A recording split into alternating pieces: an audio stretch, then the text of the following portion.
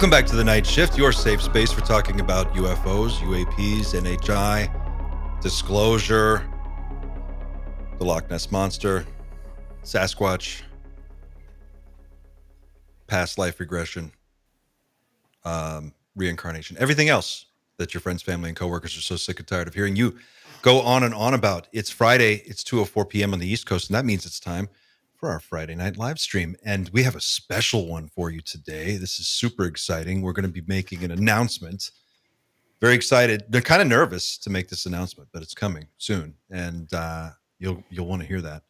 And we have a special guest today, Patrick, the legendary Patrick from the legendary Vetted podcast, which you all know and love. Patrick is here with us. We're going to be talking about the news and getting his thoughts on what's going on. A lot to talk about this week.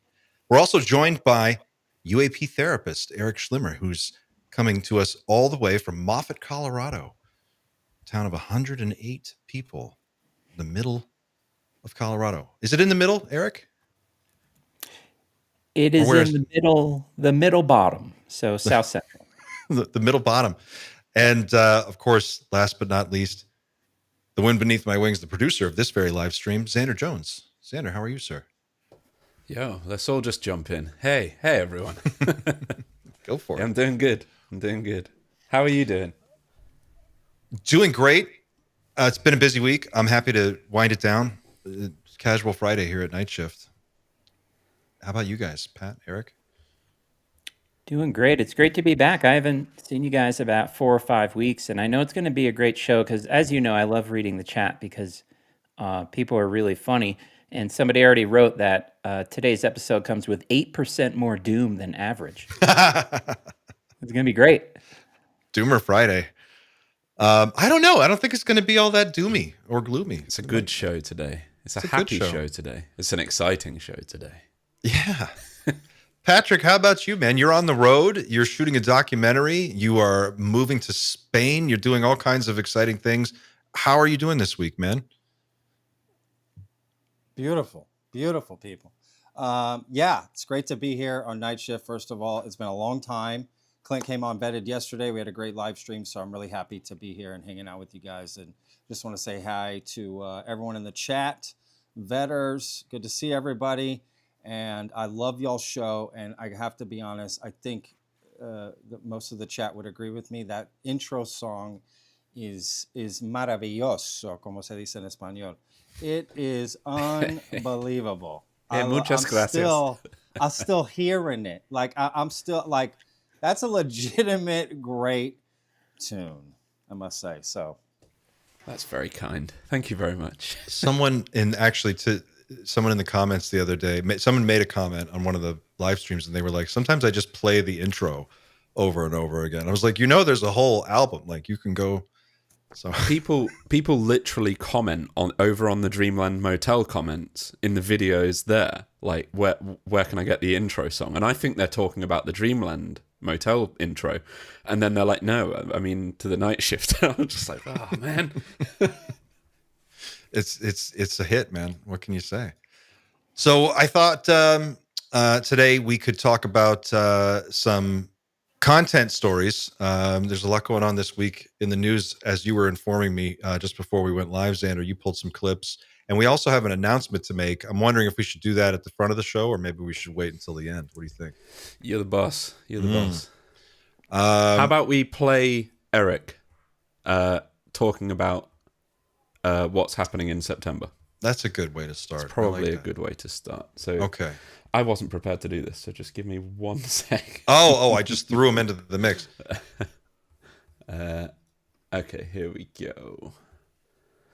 So need to thank Neil Goodman News for this, because he's pulled a lot of these clips, and this isn't the right link. Give me 1 second. What was this about? What was the this particular clip? What did he say? So it was just this was like a whole X space. Burleson loves the X spaces at the moment. Hang on. They're becoming so popular. Patrick, you're doing those too now, right? You're a lot of X spaces. Yeah. I was in the one right before this, the one everyone jumped from this to, the Eric Burleson one. From the bro, yeah. Okay, so I've got it lined up. So I will play basically Burleson talking about the hearing and what we can expect. Couple quick ones. The first one is being that is the September 9th date that's floating around, if that's confirmed or not, if that's official. I went to the last hearing. I was at the UAPDF thing in November. Well, I introduced myself to you. I plan on attending the next hearing too. I'm just a couple blocks away from the Capitol. So that would be my first question, is the actual date. The second one would be looking at the progression of the kind of witnesses that are being brought to testify, and just me being involved with this topic since I was a kid, seeing how people that are speaking about this came from just regular civilians.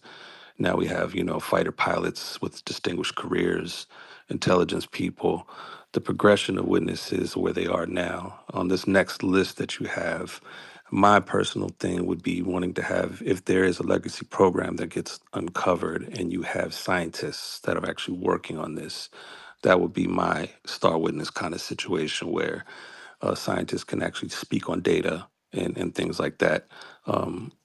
Where are we with on that list? I think of James Lukatsky. I think of people that have been program managers that would, I don't know if these people are on your radar or not. Someone mentioned Jay Stratton earlier, Colm Kelleher, these people that have been around the topic and worked under government capacity that are scientists. What do you think about that? So, to give you an idea who we've got, um, one individual is a former U.S. Air Force veteran who is going to speak to 5 UAP incidents during his time that he witnessed, and that he investigated. You've got another individual who um, is a Navy officer who witnessed UAP events firsthand, and um, and then another U.S. Air Force officer who has um, witnessed firsthand events. So we've got, and I'm not going to give their names, but those are the individuals that we've been working on. It's we often have people trying to get, that have already come out publicly, and I think that a lot of people some people want those, but I think that what's better is if we bring forward some new perspectives and people that have not come forward until this moment, some fresh witnesses. So that's kind of what we're working on Got it. And then the date, is that official or not? September 9th? right now. That is the date, September 9th.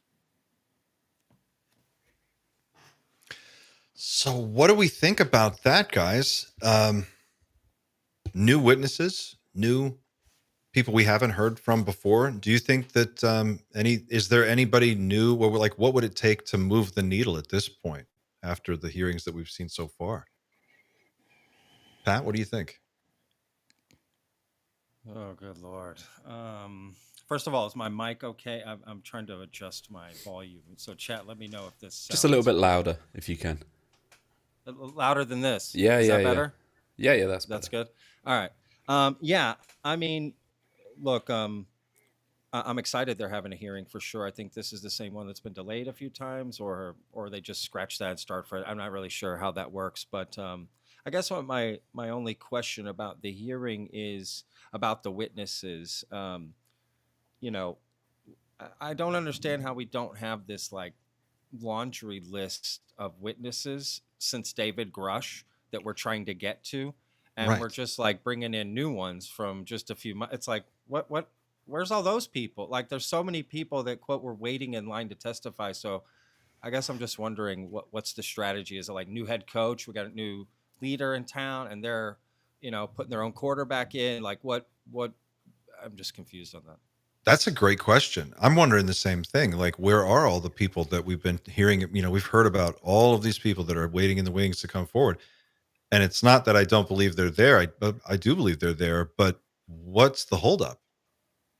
And what? Yeah, I'm with you, Eric. What do you think? Well, first, isn't it amazing that you can talk to um, a high member of government just like this? You just have like a regular American talking to him. I think that's really cool, and I applaud Burleson and the others who make themselves available like that. Um, it, Perhaps you guys are more familiar with what the point of this hearing is. If it's to have people who are in the military or veterans talking about UAP experiences, I think that's awesome. I would never discourage that. Yet these these are pretty common already. So I don't know if there's something particularly telling or unique about what they're going to say, right? So I'm not really sure if it's, oh my God, we saw this stuff. It's like, well, we already know that with the USS Reagan and all these other ships. So I hope they have something unique and revealing in their story. Either way, I'm really looking forward to it, and I can't wait to hear what they have to say. Xander, what do you think? I'm exactly the same. The only thing I'm concerned about is what first-hand means in this instance. Is it? Yeah. Are we dealing with another Fravor?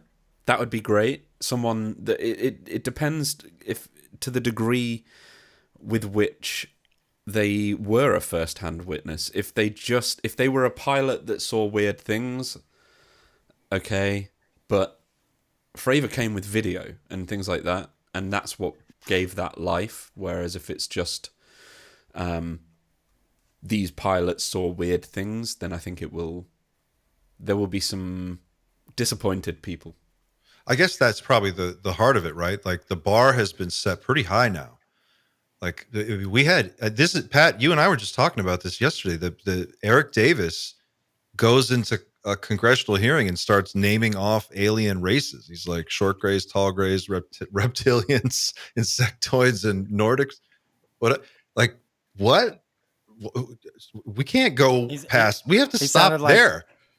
He sounded like what was his name? Bubba from Forrest Gump. He's like, you know what I mean? We got gray aliens, we got bone aliens, we got fried aliens, we got deep fried aliens. You know, he just kept going. Hush puppy aliens. And if it were anybody else, it would be, you could say, well, who is this person? But Eric Davis is one name that you kind of have to take what he says with a little bit more heft than just any whistleblower or any witness. But yeah, I think to move the needle at this point, it would have to be pretty amazing, whatever we see or hear. I wonder if they're taking that into account. And I wonder where they're getting these people from. Is this from the list of supposed witnesses that were waiting to testify and just haven't been given the opportunity? Like it does seem strange that there's supposedly like this huge push to get this done, but there's very little motion on it except for these occasional hearings, like here and there. I don't know, like what is the next level of this? Where could it go? So I don't know if it's a mix of an example of the bureaucratic problems within Washington, or if it's a problem with the whistleblowers themselves.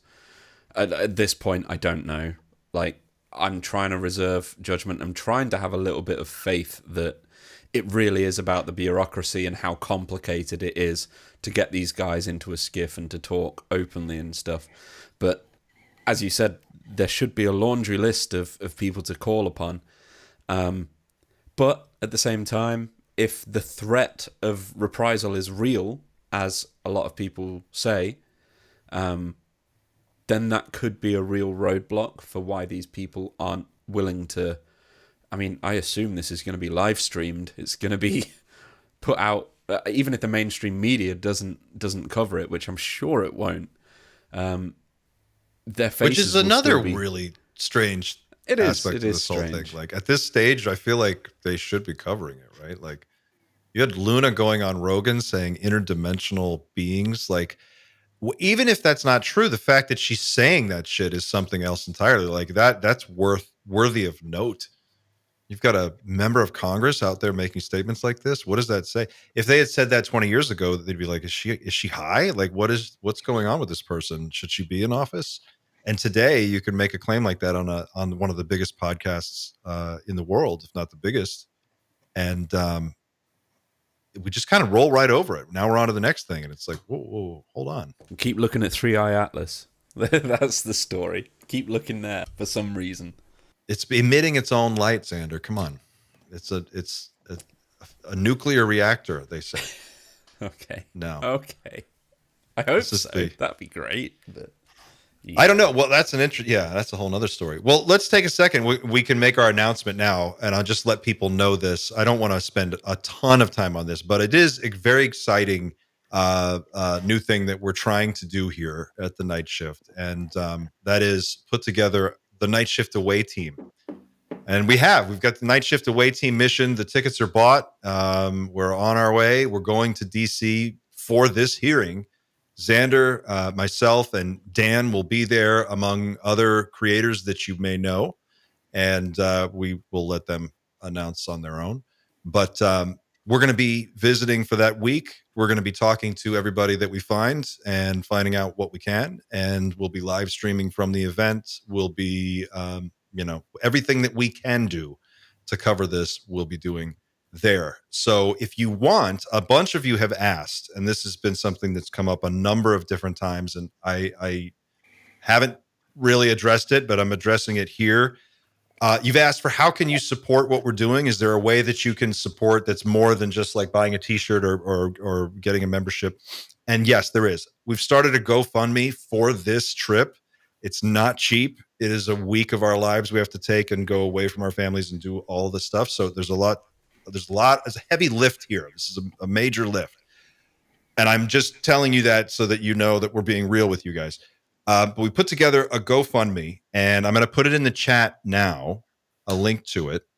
And if you care to support this trip, it exceeds the character limit. So I'll have to, we can see if we'll share this another way, or maybe I can make a shorter link in a second. If you do want to support us, this is the way to do it. And it'll just help offset the expenses of the trip, taking the time, booking the flights, booking the hotel, everything else, or the Airbnb, and all of that stuff, expenses while we're there. Xander's coming all the way from the UK. It's Dan's coming from Los Angeles. It's a big trip. It really is. I'm already anxious about it. I really am. We've known. I mean, to be fair, we didn't book this all that long ago. As soon as the dates were confirmed by Burleson, we were sort of happy to start sharing the plans and stuff. But yeah, it's a big trip, and to be clear, this is already booked, planned. Everything is done. This isn't if we don't reach the goal, then we can't go kind of thing. No, this money's been spent. This money has unfortunately had to been spent already. But yeah, 8-hour flight. Let's go. It's in the chat now. I just put the tiny URL there. If you want to take a look at it, you can. I'll also post it on our YouTube community page, but and in our Discord, and you'll see it everywhere else as well. But yeah, if you can, thank you. We in advance, we really do appreciate anything you can kick in to support this. That's our goal. So what else is going on this week, Xander? What other news are we? You said it's a lot. So Burleson didn't just talk about the hearing. He talked about a few other things. He talked about a whistleblower that had up close footage, which I can play, and we also have him talking about structures under the deep ocean. So take your pick. What would you like? Oh, geez, let's go with undersea structures. I knew you would. How do you not? It's not even a question, really, is it? Okay, so yeah, give me 1 second. Some people already donating for the trip. Oh my gosh, you guys. Right, yeah. So yeah, in the same call that Burleson had, the X space, he then goes on to talk about undersea bases, which just makes me think instantly of the 4chan whistleblower. But here we go.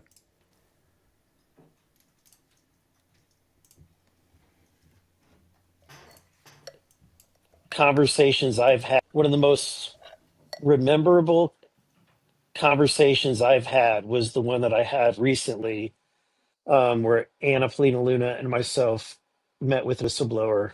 I had to travel to get there, and I mean, it took me an entire day to get there and back. And it was someone who is coming from the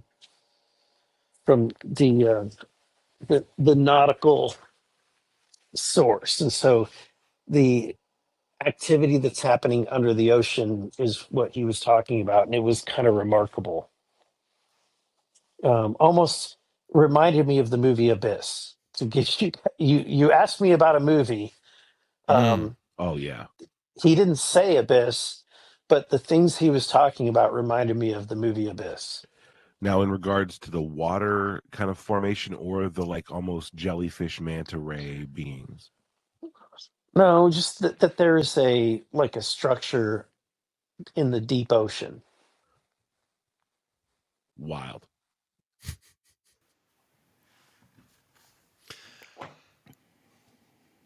Structure in the deep ocean. You think he's talking? Who do we think he's talking about? Who told him that? Was that Tim Gallaudet? I wonder. Let's get Patrick's dog's take. Rocket, what do you think? Yeah, I apologize, guys. There's a huge thunderstorm. This happened to me yesterday on my live stream. I'm in Florida. It's raining, and my dog is just freaking out right now. So my apologies. But that's interesting about the underground. It makes me think it could be Tim Gallaudet, but it also makes me just think it's someone new. Someone that's Someone new. testifying, right? That's what they're saying. Tim Gallaudet's already testified, so. Yeah. So this be someone new that's testifying? Yeah, someone new.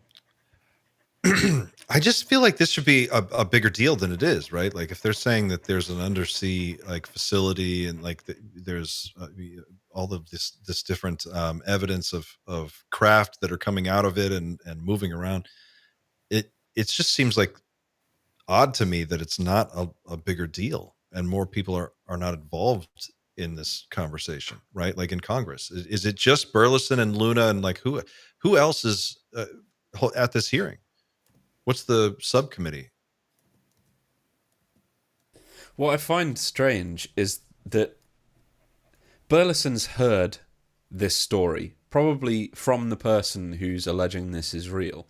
And Yeah. he may have heard it in a skiff or not, but it wasn't just him and this random guy. It does pretty much mirror what the 4chan whistleblower was saying a couple years ago, which was strange, but and cool, because I loved that story from the 4chan whistleblower.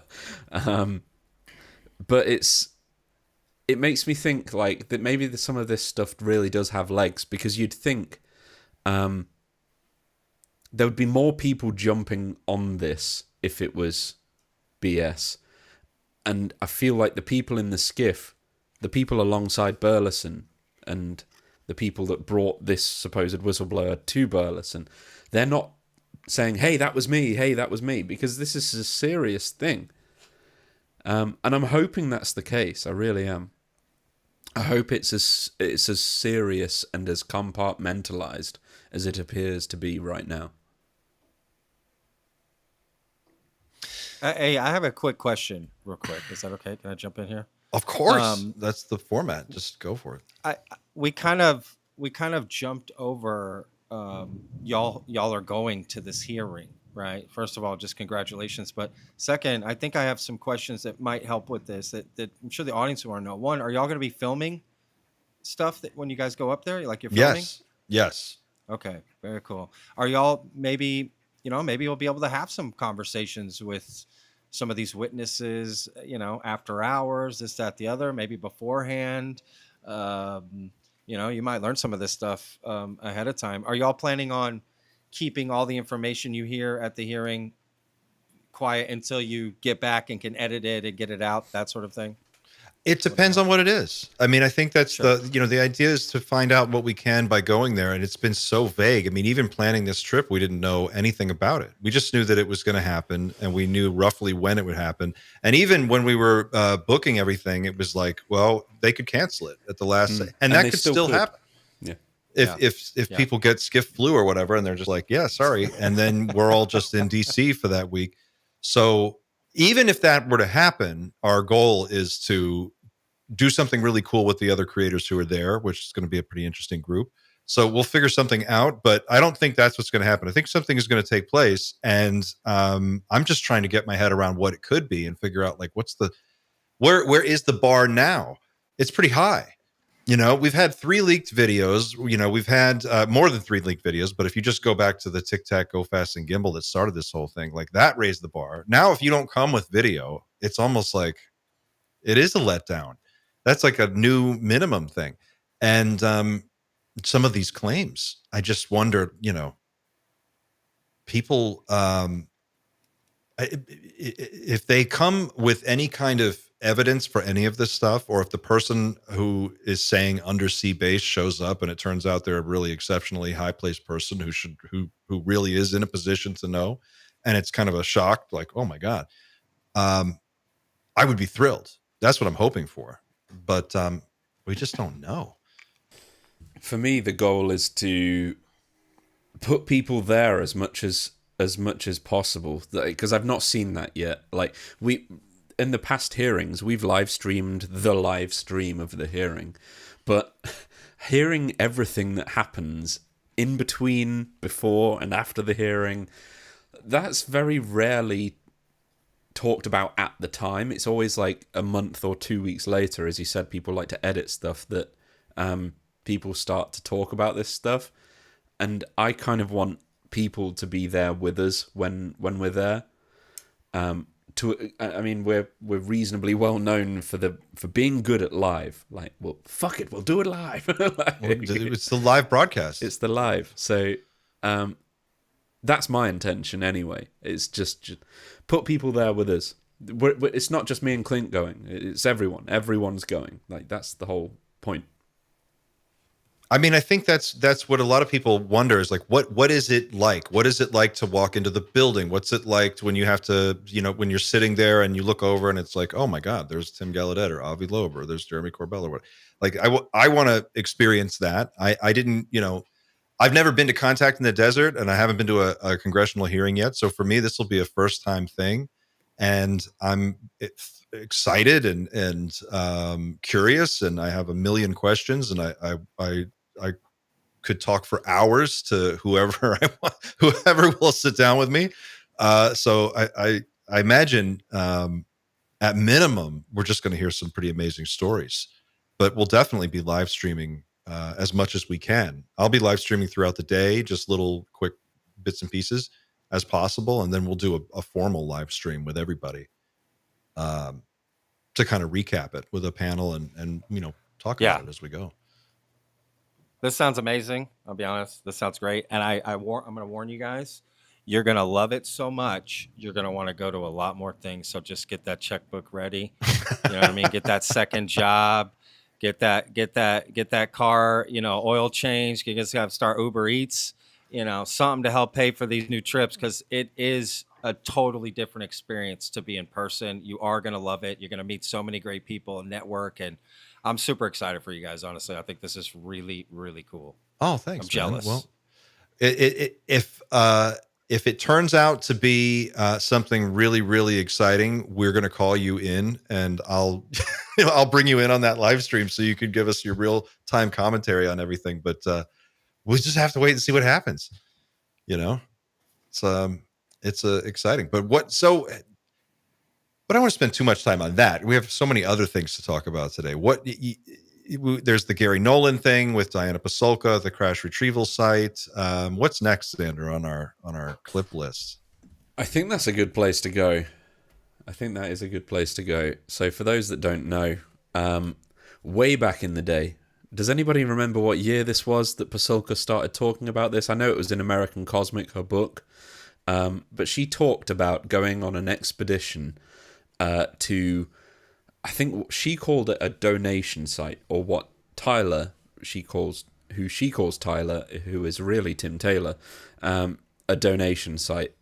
Basically, it's a site where a strangely anomalous amount of craft seem to either land or crash in these areas. And at the time, and in the book, she describes going to this crash site with Gary Nolan and looking at pieces, describing the pieces of craft and how it was scattered amongst random bits of stuff that really shouldn't have been there. And at the time, Gary Nolan, as far as I'm aware, pretty much denied the whole thing, or at least dismissed it. I'm not going to talk about it, kind of thing. I can't remember his exact wording. In my head, I feel like he said none of it happened. I might be wrong there. I don't know. But he recently, in the last week, 2 days ago, in fact, he did an interview with the Leto Files with Diana Pasulka, which has never happened before, which is awesome. And they basically talked about the whole thing, start to finish. I don't know exactly how long this clip is, but it really is worth Let's watching. just dive into it. All credit to the Leto Files for this as well, because it is great. Just give me 1 second. All right, here we go. But what happened, and what did you guys find at the New Mexico site? Yeah, so I recorded this in American Cosmic, and we, went to this site. We were both blindfolded, and Tyler D, who I keep as pseudonymous, went there with us. Well, he took us there, and so we did find what looked like, to me, it looked like kind of like a frog skin type material, and we took that back, and Gary analyzed it. I know that he thought it was anomalous at first, but I actually don't know what his finding is today. But that's what, from my perspective, we found. Well, perfect. Well, luckily we have him right here. What did you find, Gary? Right. Well, so there were several different pieces, and it's interesting. The audience needs to understand that scientists are accustomed, when they talk about their data, to people always knowing that this is preliminary until I send it out. And just like, for instance, with the Atacama, when I first looked at the data with the Atacama mummy, I didn't quite understand what the sequences meant because there was a lot of junk. And so when I began reporting it to my colleague, he who shall go unnamed, it was like, well, like 90% of it doesn't seem to fit anything. And so people, and you probably actually are hearing a lot about that same kind of conclusion with the Nazca mummies, where people say, oh, it has some genes that we can understand, but a lot of it doesn't seem to fit anything.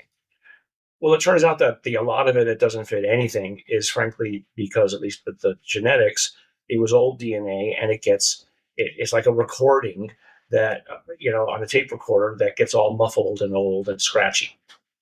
This DNA gets scratchy, let's say, in the reading of it. And so it turns out that there are ways to fix it.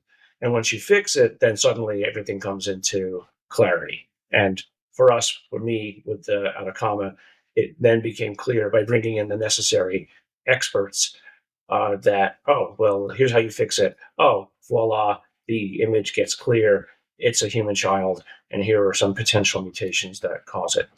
So with the metals and the materials that I recall us bringing back, one were the so-called what was it, the alien honeycomb, as it was called at the time. And it definitely looked strange. There was another which was kind of this silvery black covered metal that was slightly friable. And then there were a few clear pieces of metal that looked like aluminum with kind of scratchings and etchings on them, not etchings as if somebody was writing hieroglyphics, just kind of a pattern with a brown substance on them. And there might have been one or two more that we found. And in fact, Diana was like a divining rod out there. Every time she turned around, she was finding something. I was mostly spent my time up on a ridge from where the object was supposed to have come over and supposedly hit before it landed on the other side of the little ravine. It wasn't so much a ravine as a long flat area. Now, mind you, we're all wandering around. It's cold, but yet we've got rubber boots up to the top of our legs because the area is a little bit mushy, and supposedly there are rattlesnakes all over the place. And the place that we had just stayed at, the proprietor told us, well, you better be careful because we just had somebody here a few weeks ago who got bit by a rattlesnake and had to be sent off to a hospital. I remember something about that. Okay, so that backdrop. The event of me putting my samples through the metal detector at the airport and the metal detector shutting down absolutely happened. And as Diana knows, I went white because I had samples in there and I was sure that they were going to open the thing up, find this stuff, and drag me off to the penitentiary somewhere. Whatever that decade's version of Alligator Alcatraz would have been. Yeah. And so that all happened. So when I got back and did some of the measurements, there looked to be a lot of anomalous isotopes or metals. He goes on to talk about everything at length, and everyone should watch the full interview because it is incredible. It's one of the best interviews I've seen in a very long time. For those that need the link, if you join our Discord, it's in the live link section. I've linked the full thing there. The Leto Files did an awesome job of bringing these two people together finally. But yeah, he's right here. He's confirming everything that Pasulka said, which we've never had before. It's great. Like, I wanted to hear him talk about the metal detector, because that was always a big part for me, was him. I trust Nolan here when he's saying the metal detector messed up. That's He said it really went shut weird. down completely. Really, really weird. That's super weird. Like that. I mean, think about how many people go through an airport metal detector every day. Like, there's times where they don't work or they do, they make some weird sound. That. But I've never seen one like. What, you guys don't have metal detectors, or you've never seen one fail? Yeah, I've never seen one fail. It's like, oh, we do live in a John Carpenter movie over here in the States, so it's like, yeah, it's a different reality. Yeah, that's weird. I mean, what would cause it to shut down completely? Like some anomalous thing. She looks so elated. She looks like she's reliving her. She looks like she's 9 years old. Like, oh, I would love to go back out and like hike around rattlesnake worlds or whatever and look for UFO bits. Like, that was the most fun she's ever had. Was it reliving that? Two other strange things, and I don't know where it takes place in the interview. Everyone should just go watch the whole interview. It's great. Two other strange things. The first one, he talks about the debris field being covered in other debris that makes no sense. We're talking about like tomato cans, stuff that really no one would ever have just dropped there. So it's like they seeded the ground with a bunch of other debris that makes no sense as a way of kind of masking whatever lands there. Wait, who do you suspect, or who does he suspect did that? I don't know. Government came in and like sanitized that site or whatever, and then they just dumped a bunch of garbage in case anybody else came around looking.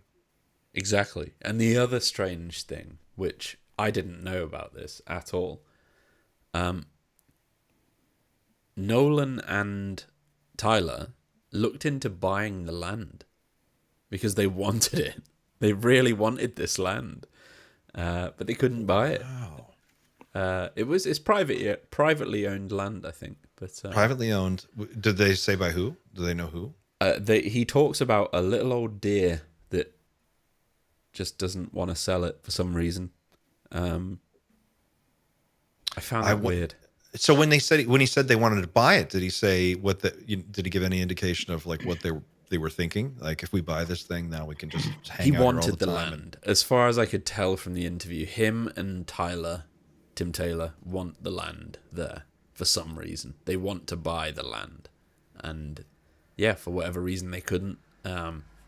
Some families love the land they have. It's been in their families for generations. So I wonder if they suspect there's something bigger there that's like that they could find if they had more time, or if they owned it, they would have automatic like legal claim I think to anything that's on the land. from what I remember from the interview, Gary just wants more time there to be able to investigate it in the detail that he wants to investigate it in. Because you can't just show up and go onto somebody's private property and start, I don't know, combing through it or something. I don't know.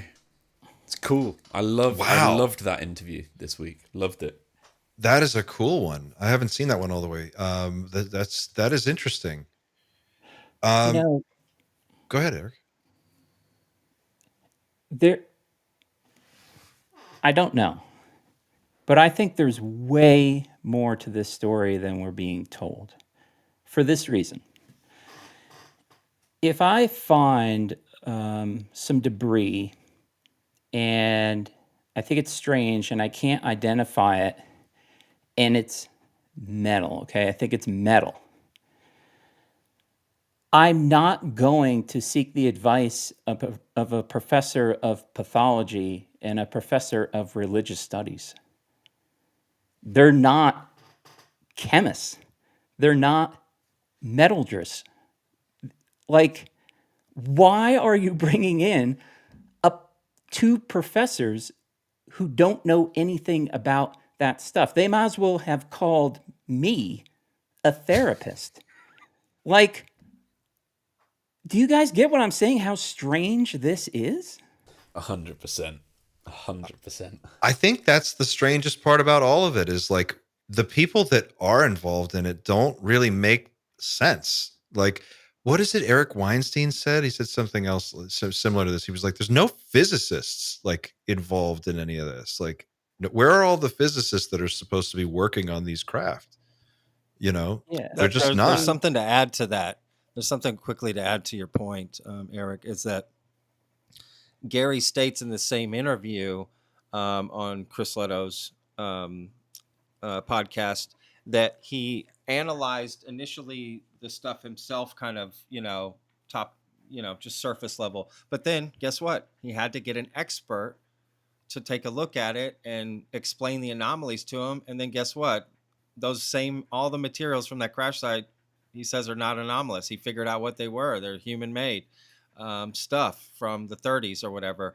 And he had to get an expert. So, like, to your point, why doesn't Tim Taylor bring that guy to the site, right? Why are you doing that? I agree. It makes no sense.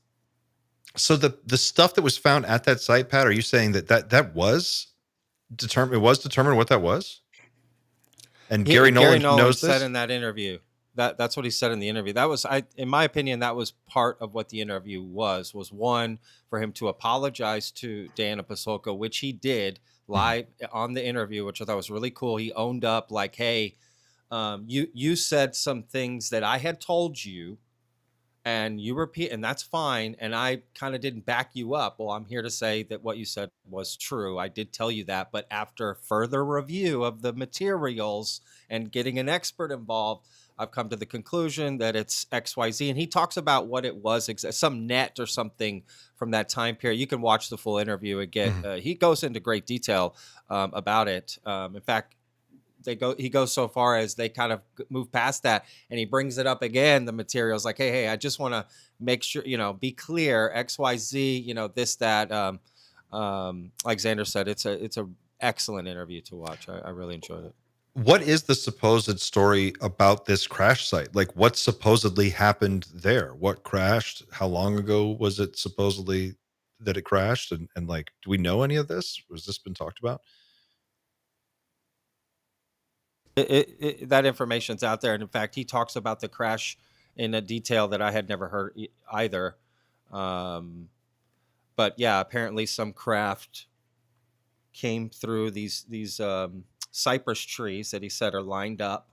And they came through and donate. It was donated, or it crashed, or whatever word you want to use, right? Which you know what? Now that I'm saying that, if it was donated, why would they send it through the trees? Well, that's the question, right? Why That's would a they very crash it if specific they're word. donating it? And Like they're if I'm gonna donate to you, if you're like, yeah, we're gonna have a food drive, and I show up to the food drive, and I go to hand the woman the glass jar of ranch, and I just throw it on the ground, and it just crashes everywhere. I'm like, there's your ranch, there's your donation. He's completely right. You're so right. They smashed it all to hell. Why? So yeah, why do they stick to that word donation?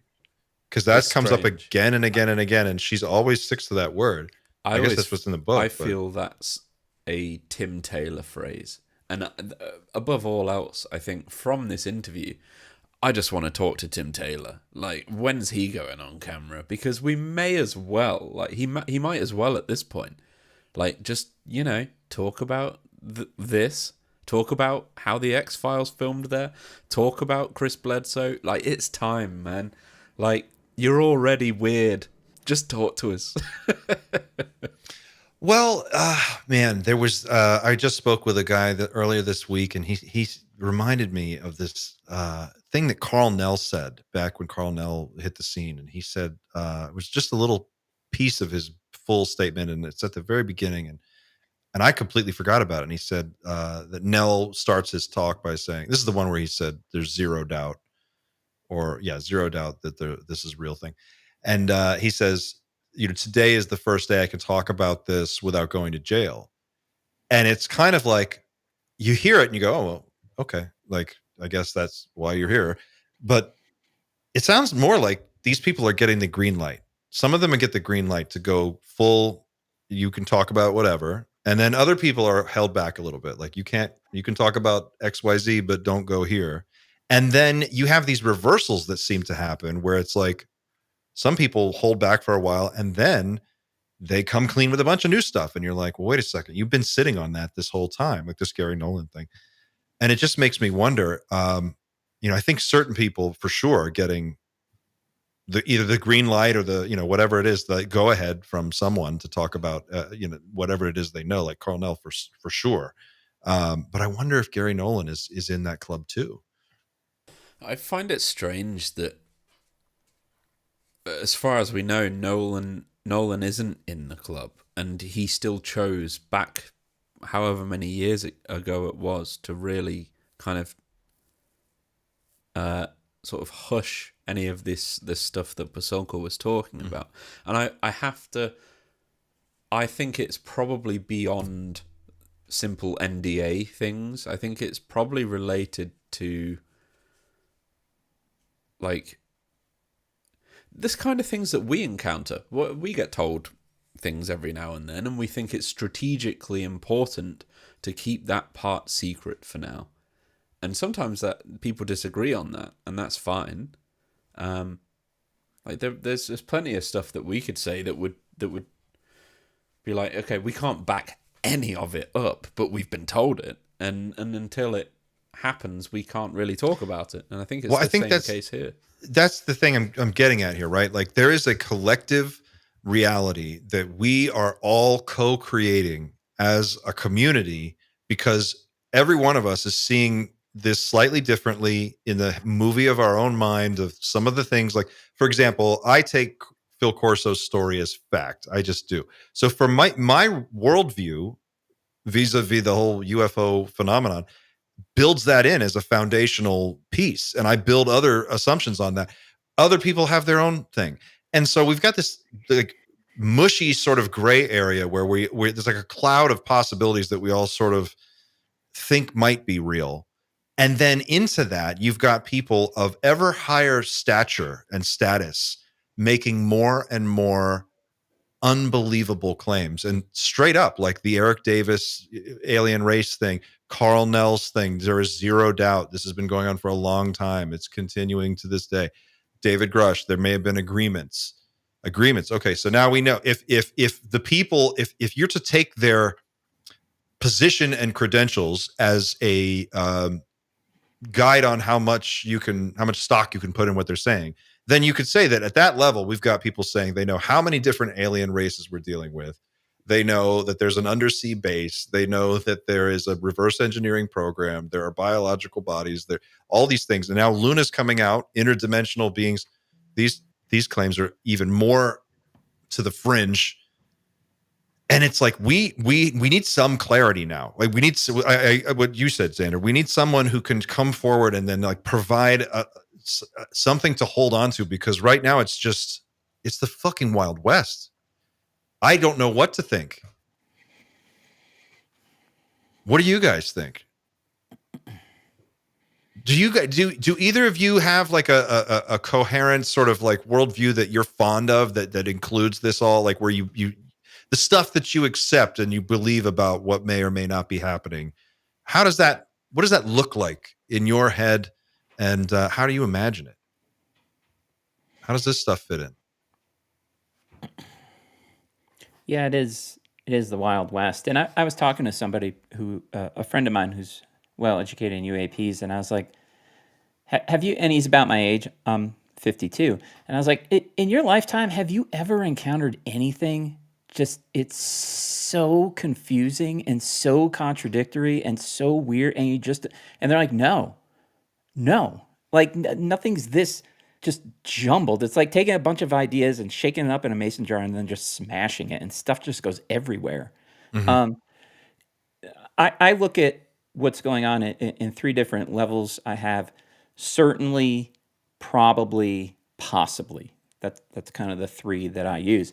The certainly, I have quite a few that we know this is true and this is fact. And I stay away from kind of the more far out theories, though they could be true, and stick with the simpler ones. For example, I'm convinced that a lot of these like hard shell craft, like actual craft, are aliens from another planet. Like I think that's reasonable assumption at this point. Mm-hmm. And what's so funny about this being just a very confusing subject, that's like the tamest theory ever. Like it's people from another planet, you know. This That's is like the boring one now. Low-hanging fruit. I'm totally on board with you stuff. Yeah. Because then we get into souls and dimensions and consciousness and all this other stuff. And it's easy to go down those holes. But as you know, I'm an evidence guy, except when it comes to Bob Lazar. Whatever he says, I will believe it because I love Bob Lazar so much. But most of the time, I need some robust evidence to get on board. But I've kind of come up with my own matrix. Certainly, possibly, probably. It just kind of cleans up the mess. And then there's like whatever your own personal experiences are too that Right. that fold into that, I imagine. Yeah. Pat, how about you? Oh, good Lord. Where do we start? I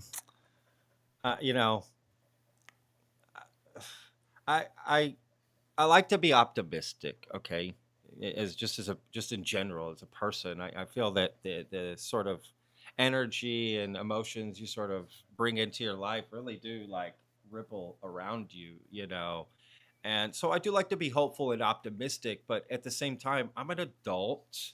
Okay, I'm 45. I have to be realistic sometimes. And I think it's too confusing, in my opinion, for anyone to really know what's going on. So I just kind of stay away from people who deal in absolutes and who are just so, this is the truth. It's like I just feel like we don't know anything. So I like hanging around in speculation land a lot, and just dealing with things that I personally find to be compelling. And I think that's what it is. It just, the more I learn about this is just such a personal journey, and you really have to do what you want.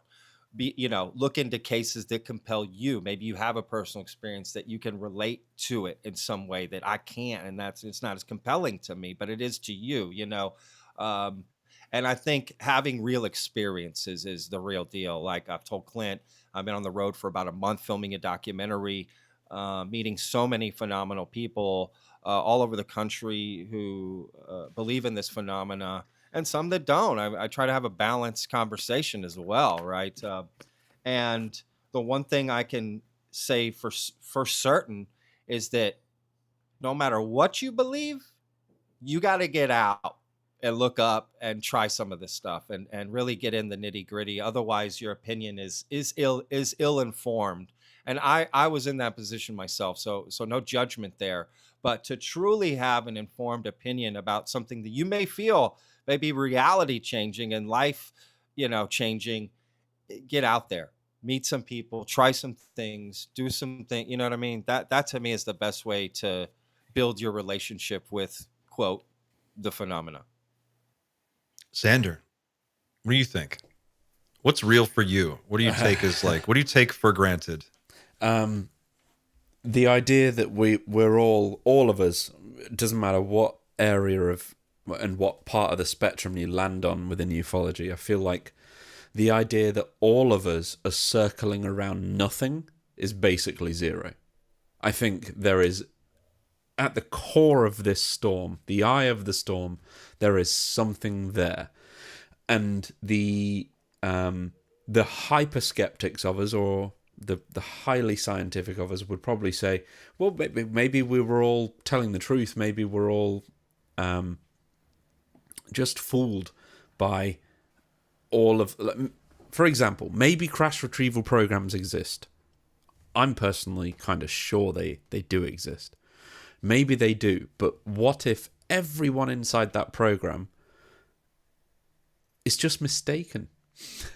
What if the crash retrieval programs do exist and everybody inside those programs is just mistaking foreign technology for NHI? Like, that's the core question. Is is any of this alien? I don't think the people inside these programs are ill-informed enough to get that wrong to the degree they apparently have done. I think that's probably the core question. As for the actual nature of the phenomenon and everything like that, that's a whole other episode. If you go to the Dreamland Motel and you see the connection between AI and NHI episode that I have my own theory about what the true core nature of this phenomena is. You're more than welcome to watch. That's a 3-hour talk, so I won't go into it. That's I'm a convinced. smooth 3 hours, though. It's a smooth 3 hours, yeah. It goes by as designed, but I'm convinced this is all related to AI. In a nutshell, I think it's all related to AI. There is a robust hypothesis behind that I go into in detail, and you are more than welcome to go and watch. You don't have to. I'm just saying it's too much for here. But as I said, we're all circling something right now. And we're not circling nothing. We're not. Not a chance. Not a chance. some percentage of this is true. Yeah. That's the thing. Is as fantastically fucked up as this entire space is, and as bizarre and weird, and it is weirder than the Marvel Cinematic Universe and Star Wars and Star Trek all rolled into one. And some percentage of it is true. And it's like what you said, Eric. If you take Bob Lazar and his story at face value and for granted, so like that's, and I kind of do too. I think, if I'm honest, I believe Bob.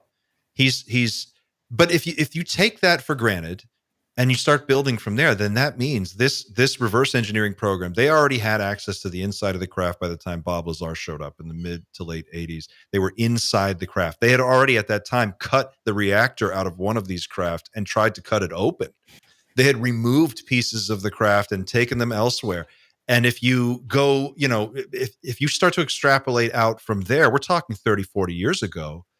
We've got 30, 40 years. This was a extraordinarily well-funded, extraordinarily well-resourced, enormous program with a gigantic footprint, taking up multiple facilities. It had the security, the security on this was 4 or 5 times the cost of the actual program. So what does that plus 50 years look like, or 40 years look like? I think it's also worth pointing out, and I hadn't thought about this before I really put it into perspective, that it's all well and good imagining dropping a nuclear reaction back into the 1920s. You'd think, given 50 years, they'd probably figure it out. Imagine dropping it back 100,000 years. Not a chance. The guys hadn't discovered the wheel Like, this thing will remain magic for 1,000 years, at least. And are we saying that there are no species in the universe that are 1,000 years ahead of us? I find Well, I that hard to think believe. so there you go, right? This is how it starts. You start with, like, if Bob Lazar is telling the truth, craft are real. We've had them for at least 40, 50, 60 years, depending on who you talk to. We've got access to the inside. We've been taking them apart, which all the stuff that we already know, which means there's probably, if there's one other race or species of being that's intelligent, there's got to be millions or billions or an infinite number. It's unlikely it would just be one other. And then you're off to the races. And from there into that space, like, you get all of these other claims. And the only thing that makes sense to me is that the people who are in charge of maintaining secrecy around this project know that some percentage of the information that is out here right now that we all think we might know or we all have heard, some percentage of that is very true. And the only way they can diffuse that reality is to just flood the zone and put out all kinds of crazy stuff so that we can't tell which is which. And that's why I think it is so confusing and weird. But there's also the aspect of, like, all of us speculating and co-creating along the way. It's just a weird time to be in this, because I feel like, I think, Eric, you said it a little while ago, back in the boring old days, aliens, like, that's where it started and stopped. And now it's just so much more complicated. Can I throw something out real quick? Yeah, man, go for it. I've always broken down this topic into two questions. Are we alone in the universe? Yes, I think, or pardon me, no, I do not think we're alone in the universe. I think the universe is teeming with life, in my opinion, just based on probability, because of how big it is, right? And then the second question, are we alone on this planet? And those are two different questions. So one person can believe we're not alone in the universe, but not believe we've been visited on this planet, right? And I have to be honest, that second question, I know this may sound crazy considering that I cover this every day, but I'm actually not convinced yet that we're alone on this planet. I don't know that yet for 100% certainty for myself personally. But I've been thinking about something recently, and it's, I use the probability scale of, like, oh, the universe is so big, we're probably not alone, right? Well, then we could inverse that to the second question. So we're so small in the universe. The Earth is honestly, quantifiably, we don't exist because we're so small in comparison to the universe. You know what I mean? It's like a slice of nothing. So what are the odds that there's 60 to 70 alien species coming to this little slice of nothing? We're one grain of sand in a universe of sand. You know what I mean? Like, that also seems unlikely that there would be so much activity on this planet. But I get look at one this planet, thing though. or two things, but all of this stuff? But think about it. I mean, it's not that, this is where it gets interesting, because, like, the planet itself, is, yes, one of many, but look at how unique this planet is. It's a jewel. It's bursting with life, intelligent life, humpback whales, bottlenose dolphins, rhesus monkeys, and human beings, and all of the other, not to mention, like, these gigantic fungal networks that, are super sophisticated, and all the plant life and everything. I mean, if you were looking out into space from the vantage point of a non-human intelligence on another planet, you would look for places that were unusual or stood out in some remarkable way. And Earth definitely fits that description, at least as far as we could tell from our perspective. We're it. So, yeah, I mean, I think that, like, even though it's numerically, it's such a small percentage of what's out there, it is, it's covered in water. It's blue as hell. It's awesome. I mean, Earth is an amazing place. Why wouldn't you come here?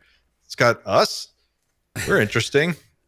Arguably, as well, you could say that we might think there's a lot of activity happening, and we're talking about it all the time. But as far as I'm aware, the number of alien races that people reportedly claiming to be reasonably in the know is still less than 10. And I happen to think there's probably at least 1,000 more technologically advanced species within the observable universe. At least. People really need to get a grasp of how big the universe is. And the grasp of just how big the Milky Way is ridiculous. 1 billion is so much bigger than 1 million. I know it's only one letter difference, but it is crazy how big that difference really is. So when we say maybe, I think it was the lawyer, I'm sorry, I'm blanking his name right now.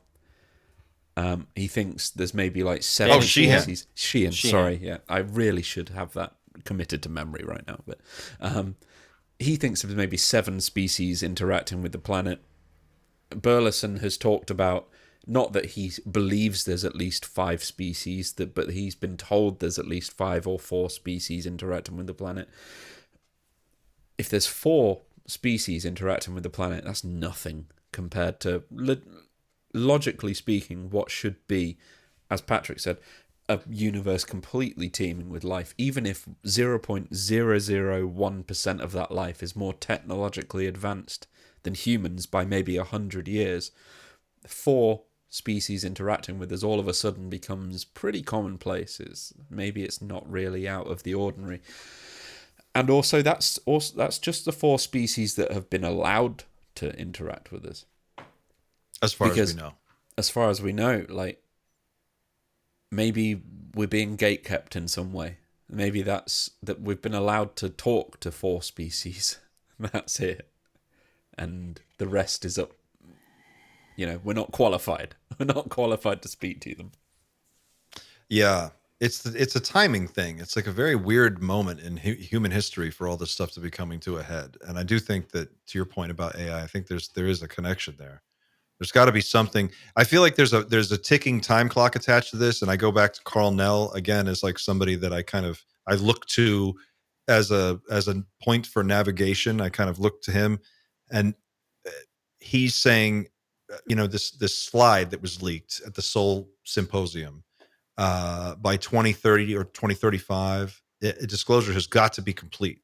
According to this particular slide, he had it all broken down into these different phases of when it was going to. What was supposed to take place at what time, and we've been on that timetable more or less. Like, we're kind of right where we should be, and you have to wonder, is there some kind of a countdown that someone knows that is going to end? I mean, Chris Bledsoe's one person who says this, but I mean, there are others who've kind of pointed to 2027, 2028, somewhere around that time. The why now question, I just can't get away from it. I guess there's no other way to put it. Just why now? Why all of this at this particular moment?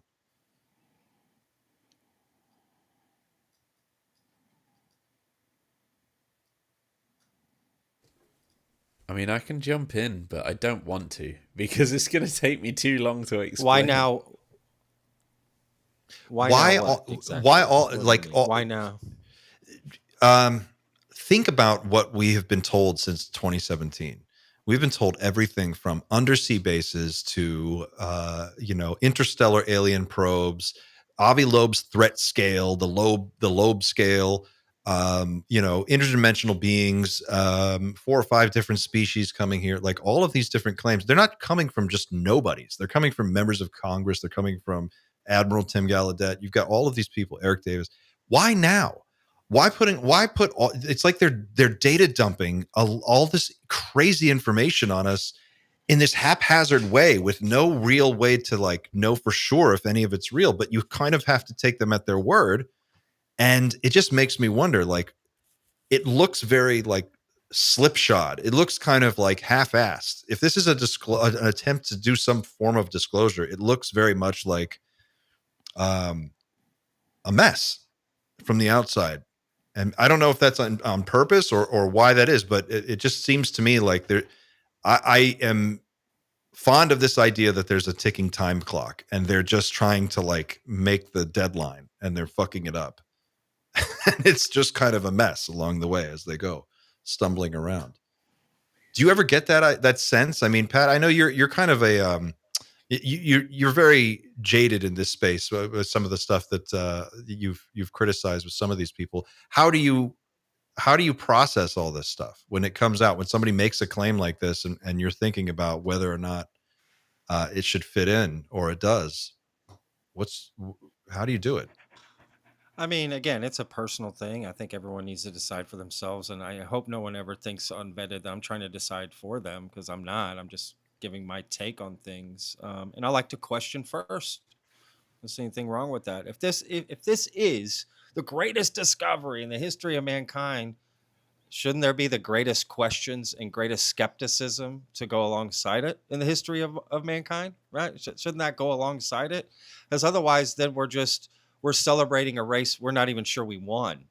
I just don't see the point in that. Like, you know what I mean? Like, it's like that team that, if they're at the Super Bowl, because they all get the merch made that they're champions before the game, right? That both teams do. Is that right? Right?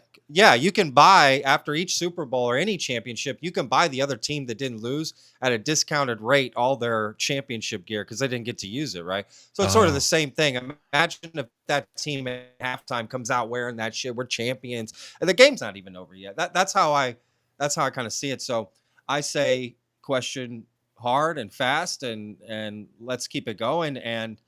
But I also think you don't necessarily need to decide every time, quote, someone comes out or a whistleblower or something.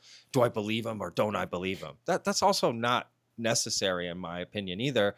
I think Eric had a great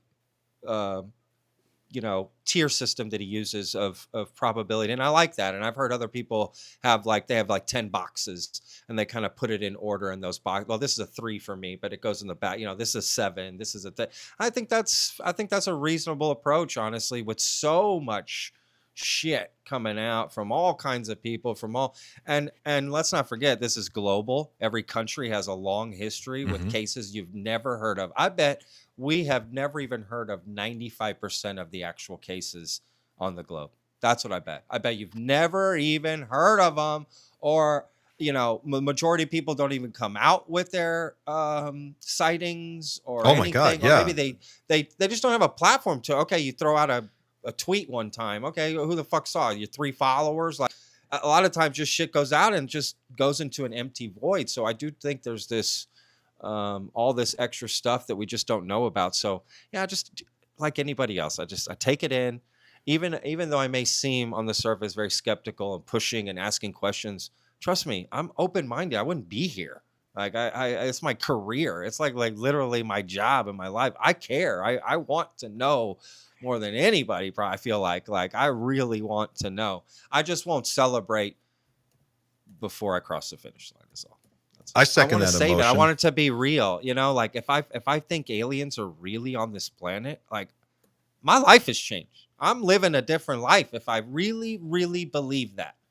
And I just don't want to jump the gun, essentially. And that day will come. I feel like, and honestly, to be optimistic, I think it's going to come sooner than we think. To be honest with you, the sort of global disclosure, I do think it's around the corner. I feel like that's one of those hazy things that we can put in pretty high confidence, that this is happening for a reason. It's not, this moment is not just like, it's not a coincidence that all of this is taking place right now. There's something more happening behind the scenes, and it's building to something. I want to change gears. We have all these super chats, and I haven't even gotten to them because we have so many different things going on. Dylan Isaac, thank you for the amazing super chat. Let's talk latest episode of Skinwalker Ranch, real discovery, real layered metals and ceramics that self-heal, boil liquid nitrogen.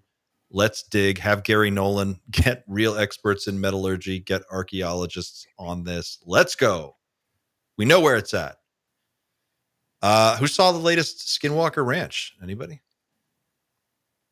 I haven't watched it. I don't have TV. So I have a kid. I watch Bluey and Paw Patrol. I can tell you anything you want to know about Paw Patrol. That's self-healing materials, real layered metals and ceramics boiling.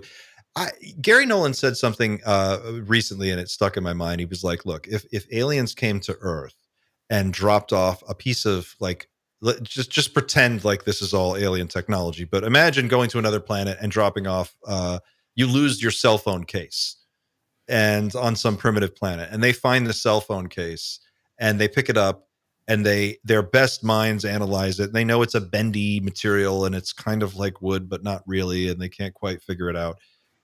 They're not going to understand what the internet is based on that. They're not going to know anything about like YouTube, or they won't have any idea what, what else is going on. It's just an odd thing. And I think that's with a lot of the metamaterials talk, it's interesting. I think metamaterials and finding these little bits and pieces at crash sites are interesting. But when I think crash retrieval, I think of like 12 Navy SEALs, 25 guys in hazmat suits. I'm thinking like Dustin Hoffman in a hazmat suit walks in, and then there's like the military guys all around. I want to see helicopters flying over. There's a lot of smoke, maybe some lasers. They going in, they get the big truck, they bring the thing in, they get the disc, and it goes someplace like in Flight of the Navigator. It's a big silvery dome with a silk tarp over it or something, floating in a hangar. I'm not thinking about picking up a thing the size of a postage stamp that's, weird. I just don't see how that gets us across the finish line. Like what we know, if like Eric said, and I agree, if Bob Lazar is for real, and think about it, this is a guy who's been around all this time. He's not even as excited as we are about it. He thinks it's kind of like, it's just a weird story. But he keeps talking about it because people keep asking him. But if that's real, the least interesting thing we should be doing is looking around the desert for bits and pieces of these things. Like what we need is 150 attorneys and $10 million. You know what we need a fundraising machine, we need a PR machine, and we need a legal machine, and we need to like go to war with the government and go get some answers, go sue somebody. So that's my take. I feel like that when you get to materials and technology, you have to go after the gold, and it's there. I believe it's there. Thanks for the super chat, Dylan. Let's see, what else do we have here? I had a few others, and we were rolling through. You know what else is interesting? So apparently on Bob Lazar's badge, we have MAJ. Mm-hmm. Apparently he had no idea what that meant. He didn't know. He had no idea what MAJ was in reference to. I'm only saying because I've just released a Majestic 12 episode. And yeah, by all accounts, he had no idea that MAJ on his security badge may have meant Majestic. Wow. Yeah. I didn't know that. As I said, like the guy had no idea. Like he's not interested in this stuff in the way we are, as far as we know. Like he likes the science and stuff, but the conspiracy end of the spectrum, he's not interested in at all. And when he's told this stuff, it's like it's news to him because it's just not something he looks at on the internet. Like why would he search that on his security badge? I don't know. It's just, yeah, I mean, like he's already been inside a UFO. So at this point, yeah, like, exactly. What is it? Like, what are you going to tell Bob Lazar? I'll just go home and search about my security badge after seeing this flying saucer in a hidden mountainside base in Papoose Lakes, just south of Area 51. Yeah, the security badge is really interesting. I mean, like he's the guy. Like he doesn't. It's the badge is the least interesting aspect. Toxic Fart says, thank you for the super chat. I want to know which episode of the X-Files that crash site is from. Donation is code for we shot it down. I actually have some information on this, unless anyone else knows. Go for it. What do you have? Okay, so because I actually have been following Tim Taylor and that whole story. I've done deep dives on my channel. I've followed this whole thing. I'm fascinated by it. So I remember that coming up and us covering that, and we did a big deep dive in the Discord and on YouTube, and it essentially came down to, okay, pretty much impossible that they shot the X-Files episode in New Mexico because they don't shoot in New Mexico. They shoot in Vancouver.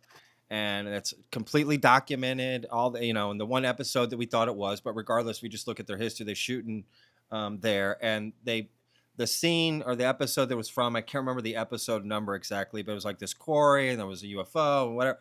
That was all in Vancouver. Now, what they did do, and where the confusion may be, is Oh, we've lost him plates, for a second. which There are he They is. got to him. maybe XYZ, but the background they can insert it somewhere else, right? They can make it be anywhere. So they were using New Mexico backgrounds, plates that were actually mixed. They weren't even like one continuous. It was like multiple brought together with the foreground of the Vancouver quarry that they shot at. And so they didn't really shoot in New Mexico. They got some background plates. So if that's what Tim Taylor meant, then okay. But, you know, it's not like they shot the, you know, a whole episode there or scene. That just didn't happen at all. So why say that to Diana? Right? It just seems odd. And for Diana to say, yeah, I recognize this plate, you don't, because it was never put in any TV show. So, you know what I mean? I don't know. Whatever. Yeah, well, there was some stuff in like was it season 3 or season 4? There's this whole thread where like Mulder finds this. He goes out to the, I think he is in New Mexico for a couple episodes, and he gets trapped in a buried train car that's full of alien bodies, and they burn it. They like seal it up and burn this thing. And it's like there was this whole thing, and then we thought Mulder was dead. It was the season finale, and then the next one it was just this weird this whole like arc. People have no idea how on the nose X-Files really was. Like they just really, if you haven't seen it, and I know it's an old show, I know it's dated. They are rebooting it, by the way. But it was so on the nose in the season. In the first season, the very first thing in episode 1 that they talk about is Fox Mulder's sister gets abducted right out of her bedroom when they're like 12 years old. And he witnesses this and then spends the rest of his life trying to solve this and figure out what happened to her. So he joins the FBI and does all this other stuff. So you've got alien abductions, you've got crash retrievals. They show crash retrievals happening in the show. They actually have episodes where they send people in and you get to see what that looks like. And it's all very, I would say for the time, done with in the spirit of realism. It's very, it stays very true to what you would expect to see in a show that was trying to depict what we think we know in the most realistic way possible, if I can say it like that.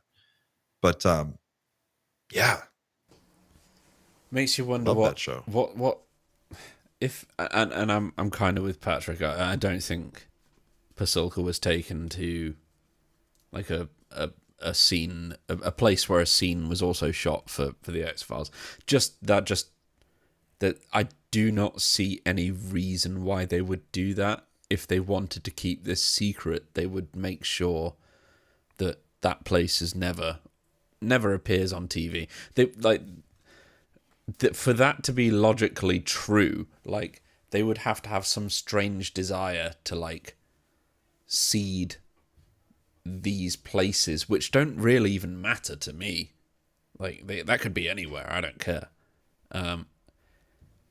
Like it's almost like they're trying to make fun of us, and I don't think they would risk the secrecy of all of this stuff for the sake of just kind of doing a cheeky Easter egg in the X-Files. It just doesn't make sense on that level. Like I'd love it to be true. It's cool, but It's just interesting. don't see it. It's interesting, yeah, for sure. But it doesn't. Yeah, it's like I think what happened with the X-Files, and I'm surprised Chris Carter doesn't do more interviews right now. Maybe he is. I haven't actually looked. I need to go He check. just did an interview with David Duchovny, who's just I launched was a going podcast. to say that. Yeah, I They was going to did? say that too. Like Yeah, 3 yeah. weeks ago, he launched a podcast About UFOs? about the X-Files. Oh my God. Oh, that's great. Oh, it's great. I mean that the thing, what I think happened with X-Files is that they had inside tips on some of the stuff. Like they had probably some consultants who came on board and looked at the scripts and were like, you know what, this is what happened. There's a great scene, and it's so brilliant, it's so genius, and it's this guy who he's sort of the informant that Mulder goes to. You could think of this guy as from within the deep state. And there's this buildup to where Mulder thinks he's going to locate. He thinks he's located a biologic. He actually thinks that they've got one in storage, and he knows where it is, and it's in this specialized facility. And he gets there, and he's confronted by this guy who tells him the story of, this is what happens there was a meeting after World War II and all of these countries got together and we all agreed that if there was ever a crash and anybody retrieved a live alien, then, this is what we would do. And I think little bits and pieces of information like that are probably true. I think some of the stuff that was put in there was planted in there just, as a way of informing people without actually informing anyone. And I think that's been going on for a long time. But X-Files it's hard to explain it. And you have to really sit through 5 seasons of it to really get it. But like when you do watch it and you watch it from the very beginning and realize that at the time you were seeing this once a week, that on Thursday night you watch it and then you've got to wait until next week. And this goes on for years. So this builds up for like 5-6 years. And then, there's this payoff, but it's all there. Triangle craft. Maybe a good analogy is citing our good friend Dan Cleary. So Dan Cleary's a film star. He was in a big film. He was in a film called A Star Is Born with Lady Gaga and Bradley Cooper. And he was in that film because when they were filming it, they had these people pretending to be roadies. And they couldn't do it. And you know what? Instead of just paying these people that don't know what they're doing to pretend to know what they don't know what they're doing, they'll just go and get some roadies. And, those roadies want a job just like anybody else. And lo and behold, Dan Cleary ends up in A Star Is Born, and it's great. And I think it's probably the same for like people that might be in the know, maybe in a 3-letter agency. They'll go and consult these people and they just think it's cool as hell that they could potentially have some sort of influence. And maybe that's where the Easter egg comes in, purely because they could, at some point when the episode airs, they could go to their colleague and say, I told him that, which is really cool. These guys are only paid like, I don't know, $60,000, $70,000 a year. It's the same as everybody else. Yeah, like they're not in the know like anybody else, but maybe they know one cool nugget, and they'll just go, "Hey, I have heard this with this one thing," and because it's a real consultant from a 3-letter agency, they'll include it. Well, think about this: if you were making that show today, and you were like you went to your assistant and your Chris Carter, and you go, "Look, I need you to go out and find get me a list of the top 10 people that know what the fuck's going on, and let's see if we can talk to some of these people." And let's just say on that list, you get former CIA officer John Ramirez. And he comes into your office and he sits down. And he's like, well, let me tell you what I know. And now you're talking about fucking reptilians. You're talking about, something, in his house that he's got scars on his body from confronting a reptilian and all of the different crazy, bizarre things that he said. Is it real? Is it not real? It's just like one more thing. And if it is, and you see it in the X-Files, you're going to assume that it's just something you saw on television and there's no possible way it could be real. So that's just one more way to flood the space. What happened to Pat? Did he go? No, he'll be back. He just said, be right back. Has anybody kept up with Ramirez and his he's been out doing podcasts and stuff again lately? Has he said anything new? Ramirez is sort of one of the maybe 4 or 5 people within ufology that I just don't know enough about, because I don't even know why, but for some reason I haven't given him the attention that he perhaps deserves. I don't know. I have a bandwidth for this stuff, and so far I'm afraid to tear into that kind of area because it may open up a whole other can of worms that I just don't have time to process right now. Well, this is the thing, right? Like John Ramirez, he comes out in his suit and a tie, and he's like a little old guy. Like he looks like your grandpa or your uncle, and he sits there and he's like CIA officer. He gives out his, he shows his resume. He's like, this is all the stuff I used to do. Describes what his work was like. And he's clearly a very intelligent man. That doesn't mean that he can't be full of shit, but it's like you start with an assumption about who this person is and what they have done. And then that's reinforced with, you look at their credentials, and then this same person starts to tell you the most wild, unbelievable alien stories that you can imagine. And he does it with a straight face, and he just sits there and he does it again and again, and he keeps doing it. And it almost feels weird to not believe him. You're like, well, I have to believe this. Like, how can I not believe this? Look at how serious he is. He's done this like 25 times. He keeps coming out and saying this stuff. It just doesn't.